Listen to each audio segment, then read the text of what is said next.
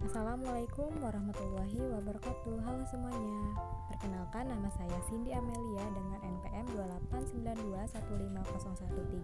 2892150133 dari Prodi Manajemen B1, mata kuliah Pasar Uang dan Modal.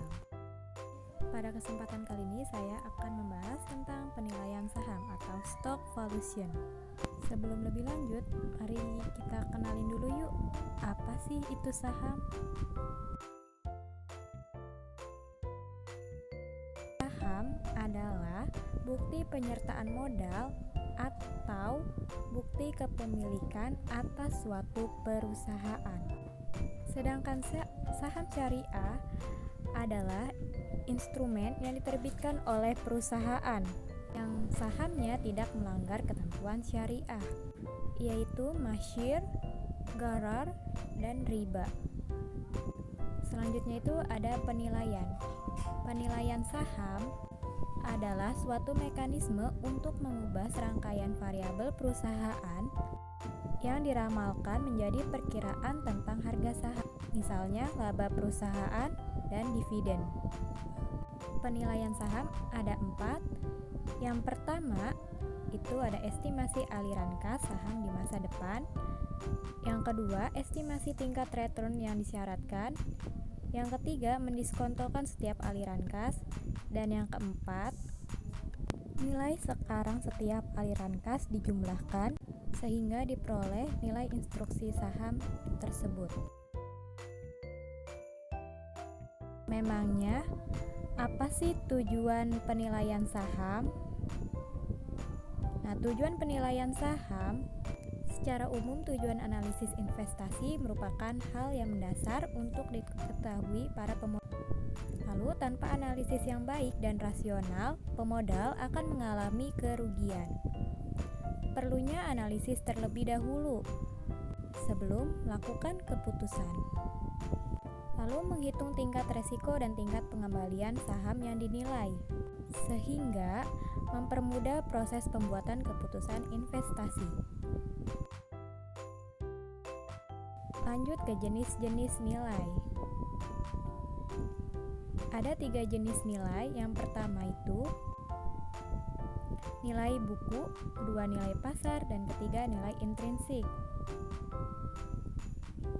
Nilai buku. Nilai buku adalah nilai yang dihitung berdasarkan pembukuan perusahaan penerbit saham atau emiten. Nilai buku dan nilai nominal dapat dicari di dalam atau ditentukan berdasarkan laporan keuangan perusahaan. Nilai buku juga merupakan nilai aset yang tersisa setelah dikurangi kewajiban perusahaan jika dibagikan. Nilai buku hanya mencerminkan beberapa besar jaminan atau seberapa besar aktiva bersih untuk saham yang dimiliki oleh investor. Nah, nilai yang berkaitan dengan nilai buku yaitu nilai nominal ditetapkan oleh emiten. Lalu ada agio saham, selisih harga yang diperoleh yang dibayarkan investor kepada emiten dikurangi harga nominalnya atau selisih yang dibayar oleh pemegang saham kepada perusahaan dengan nominal sahamnya. Lalu nilai modal disetor ialah total yang dibayar oleh pemegang saham kepada perusahaan emiten. Laba ditahan yaitu laba yang tidak dibagikan kepada pemegang saham. Nilai pasar. Nilai pasar ini dibentuk oleh permintaan dan penawaran saham di pasar modal atau harga pasar sekunder. Nilai pasar ini tidak dipengaruhi oleh emiten dan penjamin emisi, sehingga harga inilah yang mewakili nilai suatu perusahaan, dan nilai pasar dapat dilihat pada harga saham di bursa efek. Nilai intrinsik. Nilai saham yang menentukan harga wajar suatu saham agar mencerminkan nilai saham yang sebenarnya sehingga tidak terlalu mahal.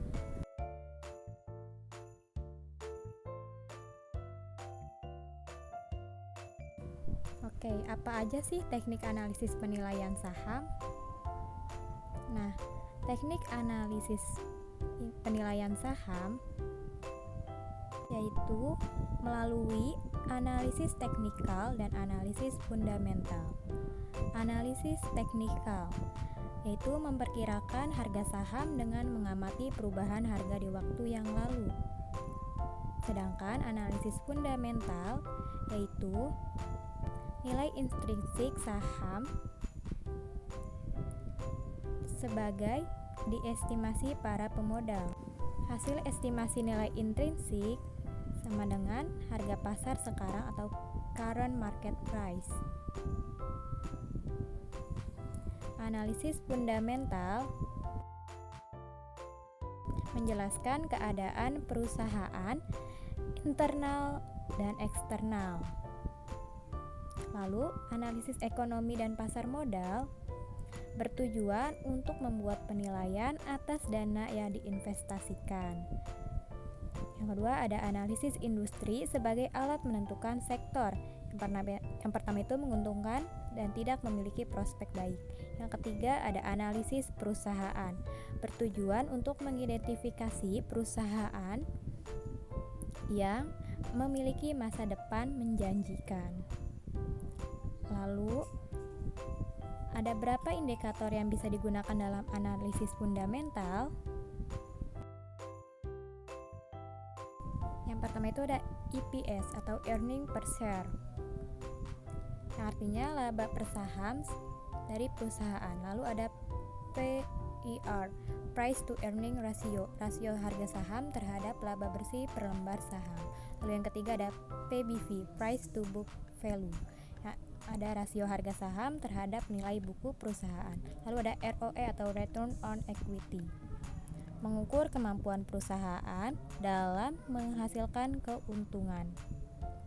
Lalu ada DER, debt to equity ratio, rasio utang yang menggambarkan mampu membayar bunga utang dan tidak memberatkan keuangan perusahaan. Lalu ada analisis teknikal.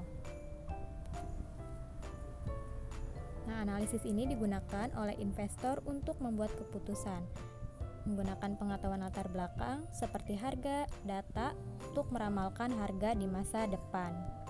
Beberapa indikator yang biasa digunakan dalam analisis teknikal yaitu yang pertama support resistance. Support dan resistance digunakan untuk tingkat harga tertentu.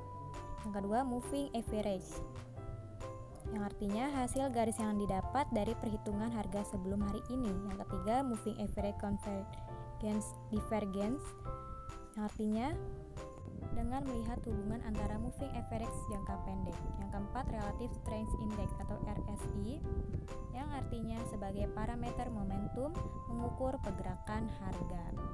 Yang kelima, ada stochastic, yang artinya mengamati keterkaitan antara harga dengan membandingkan nilai tertinggi dan nilai terendah. Lalu yang keenam ada volume, menunjukkan jumlah perdagangan atau transaksi yang terjadi dalam perdagangan. Yang ketujuh ada Fibonacci retracement, yang artinya sebuah analisis yang digunakan radar saham untuk melakukan pendekatan analisis teknikal. Nah, jadi itulah yang saya dapat sampaikan. Terima kasih. Wassalamualaikum warahmatullahi wabarakatuh.